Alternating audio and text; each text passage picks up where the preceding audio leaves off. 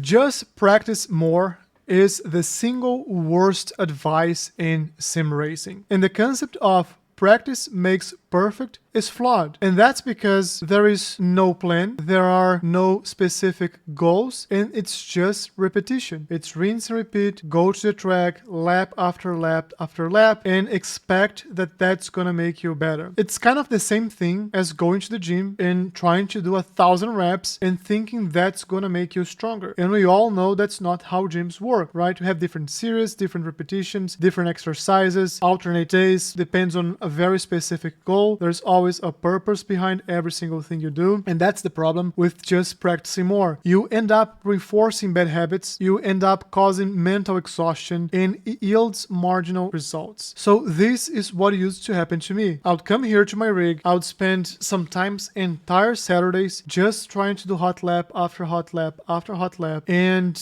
at some point I was like for a full hour and I would not be able to put one single clean lap. And whenever I get the next clean lap, it was much slower than my perfect pace. And that would just train me mentally because I was just like making the same mistakes. And I was questioning myself, am I built for this? Is this something that I can actually do? I can actually be successful? And the fact I was starting to doubt myself, it was kind of, I think I can do this. A lot of people can do this, so why not me? And that was when, by accident, I saw a video on YouTube from Aiden Paul, from Paul Racing, in which he was explaining that he changed his mindset about training. And the way he said he was doing it, he was going to the track, doing 100 laps, trying to improve, and he was not improving. So kind of the same issue, and he's like much higher level than I am. And what he ended up doing was like shorter sessions. His strategy started being 3 sessions of 25 minutes each. And he was saying that this helped him a lot. He was just seeing his time improving by a lot. And then I thought, maybe I should try this instead of just staying in my rig for the full day trying to get faster. I'll just do like shorter sessions, 3 25-minute sessions. And I tried. And of course, I completely failed. And I failed because there is a big gap between what Aiden can do and what I can do. He's a 5K, like something like that. He's been doing this for a long time. He's just a much better driver than I am. I'm still learning. I'm still in my journey. So in this case, I could not use something like one size fits all. I decided to adapt. I understood his strategy. His strategy was not about specifically 3 sessions of 25 minutes. It was taking breaks and focusing on something in each session. In his case was learning the track and then hot lapping. In my case, I needed more. What that meant to me was I needed to do 4 different types of sessions. Not necessarily one of each, but 4 different types. Every single week I have to cover 4 domains. And most importantly,